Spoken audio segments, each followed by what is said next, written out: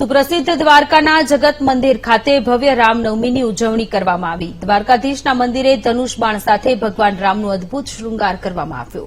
10 થી 12 અભિષેક પૂજન કરવામાં આવ્યું। અહીં છેલ્લા 56 વર્ષથી શ્રી રામ ધૂન મંદિરમાં જય રામનો વિજય મંત્ર અવિરત ચાલુ છે। હરિનામ સંકીર્તન મંદિર ટ્રસ્ટ એટલે કે રામધૂન મંદિર દ્વારકા ખાતે આજે શ્રી રામ જન્મની વિશેષ उत्सव उजवવામાં આવ્યો। જેમાં 10 થી 12 અભિષેક પૂજાનું આયોજન હતું। 12 વાગે શ્રી રામ જન્મ ઉત્સવની મહાઆરતીનું આયોજન કરવામાં આવ્યું, જેમાં બહોળી સંખ્યામાં લોકોએ લાભ લીધેલ છે। આજે સાંજે 4 વાગે દ્વારકા સંકીર્તન મંદિર ખાતેથી વિશ્વ હિન્દુ પરિષદ દ્વારા ભવ્ય શોભાયાત્રાનું પણ આયોજન કરવામાં આવેલું છે। છેલ્લા 56 વર્ષથી શ્રી રામધૂન મંદિરમાં શ્રીરામ જય રામ જય જય રામનો વિજય મંત્ર અવિરત અખંડ ચાલુ છે।